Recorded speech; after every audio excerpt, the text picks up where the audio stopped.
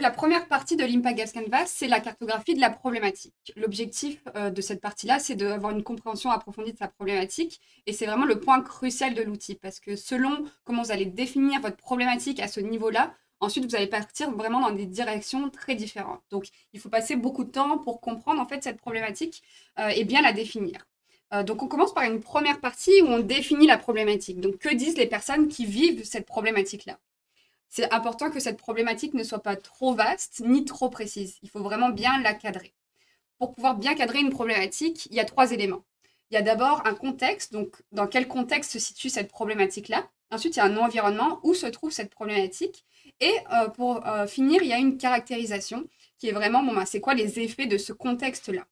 Est-ce que David, tu pourrais illustrer avec un exemple comment on définit bien une problématique? Oui, tout à fait. Alors, on va s'intéresser à une question d'un enjeu de mobilité durable. Ok. As-tu déjà entendu parler de la gestion du dernier kilomètre C'est le transport de marchandises. jusqu'à son destinataire Ouais. dans le dernier kilomètre, en effet.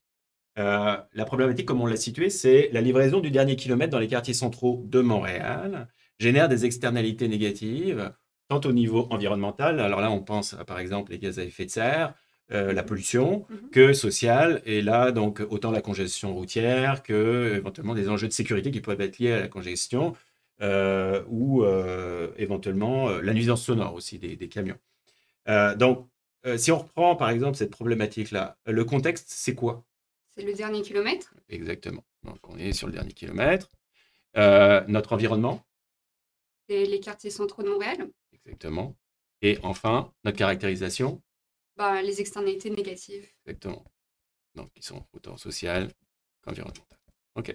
Donc, prochaine étape. Ensuite, il s'agit vraiment de définir qui ou quoi est affecté par cette problématique-là. Donc, tout le monde va être affecté à un moment donné par cette problématique, mais l'objectif, c'est de prioriser qui sont les personnes, en fait, avec le besoin le plus urgent. Donc, si on prend notre exemple, qui en fait, est le plus affecté par cette problématique, David? Bon, on la raffinera peut-être par la suite, mais pour l'instant, on voit, disons, deux personnages particulièrement affectés. Bien entendu, les citoyens de ces quartiers-là et la ville de Montréal.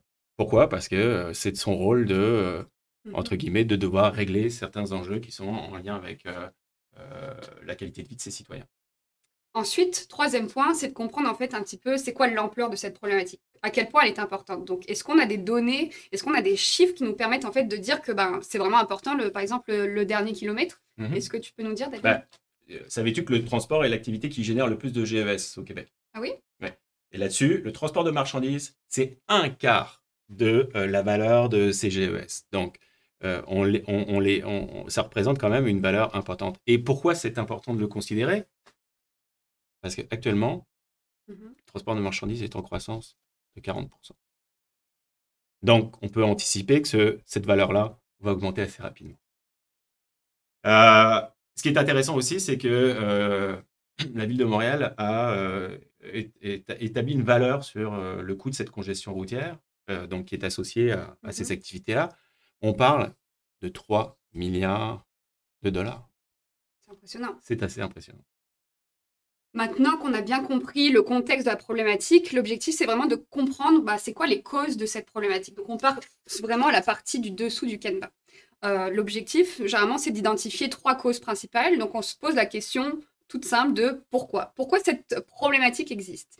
Puis après, on va faire une chaîne de causalité. Donc, toujours se poser la question de pourquoi. Vous pouvez aller, là, on vous a présenté 3 pourquoi, vous pouvez aller jusqu'à 5 si besoin. Mais là, c'est vraiment d'essayer d'établir quelles sont les différentes causes plus profondes de cette problématique-là, pourquoi elle persiste. Donc, est-ce que tu pourrais nous dire quelles sont les causes de cette problématique, David? Il y en a une, on l'a mentionné, c'est le nombre, je dirais le nombre grandissant, entre guillemets, de marchandises qui sont livrées. Et à partir de là, on peut imaginer qu'en fait, c'est lié à un changement de pratique au niveau des consommateurs. Et pourquoi il y a un changement de pratique au niveau des consommateurs? C'est simple. Je dirais, le e-commerce qui est en train d'exploser. Et à partir de là, il y a des grands joueurs comme Amazon, par exemple, qui contribuent à changer ces pratiques. Donc, on a une chaîne causale où, en effet, l'aspect technologie vient amener des changements de pratiques et donc permet cet accroissement-là du nombre de marchandises qui sont livrées dans la chaîne à des individus plutôt qu'à des points de contact comme des magasins. Ok.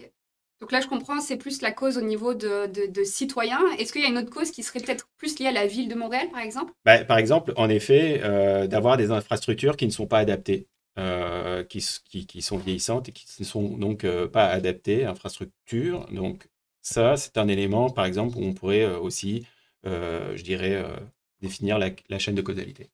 Donc ça, c'est un exemple. Maintenant qu'on a identifié les causes, il y a aussi des obstacles qui existent Mhm, qui, en fait, empêchent la résolution de cette problématique. tout Donc à fait. ces obstacles-là, ça peut être des causes, des comportements, ça peut être des personnes qui ont, en fait, comme objectif de vraiment garder le maintien de cette problématique-là. Donc si on prend un peu l'exemple ici, est-ce que tu pourrais nous dire quels sont les obstacles? Pourquoi on ne peut pas résoudre cette problématique aujourd'hui? Bah, on pourrait en effet trouver des obstacles qui sont en lien avec les deux causes qu'on a mentionnées. Tout d'abord, dans la logique des infrastructures, il y a une certaine inertie et un manque de collaboration au niveau des solutions peut-être à Mhm. développer. Euh, et une des raisons aussi, qui est connectée aussi, c'est la complexité. La chaîne logistique est très complexe. Enfin, par exemple, si on voulait peut-être s'attarder sur cette cause-là, il y a définitivement, je pense, aussi un manque de sensibilisation des consommateurs qui ne réalisent pas qu'en fait, leur mode de consommation peut en effet avoir un impact négatif sur même leur mode de vie. Mhm. Ok. Maintenant, c'est aussi important de comprendre que cette problématique évolue dans le temps. Elle n'est pas figée à un instant T, elle a un passé, puis elle va sûrement avoir un futur. Donc, l'objectif, c'est de comprendre ici, dans cette partie-là, c'est quoi le passé de cette problématique, comment elle a évolué, est-ce qu'elle s'est transformée, est-ce qu'elle s'est exacerbée.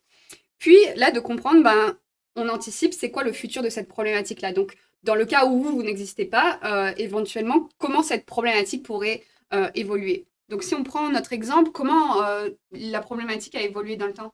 Bon, bah, dans le passé, ce qu'on a déjà vu, c'est qu'en effet, il y avait une augmentation des livraisons, donc ça génère des externalités négatives. Donc ça, c'est un premier point.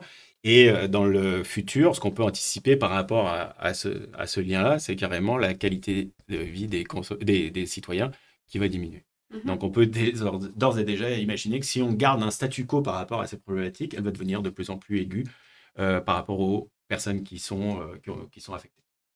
Ok. Maintenant, il faut comprendre en fait c'est quoi les ressources qu'on a utilisées pour pouvoir remplir ce canevas-là. Donc, c'est quelles sont les données que j'ai récoltées, quelles sont les personnes à qui je suis allée parler pour vraiment essayer de comprendre cette problématique-là. David, tu as utilisé quoi comme ressources pour Bah, pouvoir... c'est ça, on a les rapports de la ville de Montréal, parce que c'est un sujet très prioritaire, en fait, on va dire. Et bien entendu, on est allé faire des entrevues d'acteurs de la chaîne logistique pour essayer de mieux comprendre en tant que tel leur réalité. Et puis maintenant, la dernière partie qui est en fait aussi la plus importante, c'est vraiment comment vous allez pouvoir vous mettre en action. Donc, on va passer sur les opportunités d'action. Donc, c'est quoi vos prochaines étapes pour en apprendre davantage sur cette problématique-là? Est-ce qu'il y a encore des questionnements, des choses contradictoires qui sont ressorties ou des choses où vous dites, bon, ben, j'aurais plus intérêt à aller creuser un peu de ce côté-là sur cette problématique? David, si tu vois une opportunité d'action sur cette question-là? Bon, bah, là, on a eu la chance à l'Esplanade d'accompagner différentes organisations, différentes entreprises dans ces questions-là en mobilité durable, et particulièrement sur la question du dernier kilomètre. Et fondamentalement, une des opportunités d'action, c'est cette opportunité de mapping, de mapping de la chaîne logistique et de voir à tous les niveaux quels sont les points de pression qu'on pourrait voir au travers de la réalité de la chaîne dans sa complexité. Voilà, donc vous avez eu un exemple de comment on peut cartographier sa problématique. On va passer ensuite sur la cartographie des solutions. Tout à fait.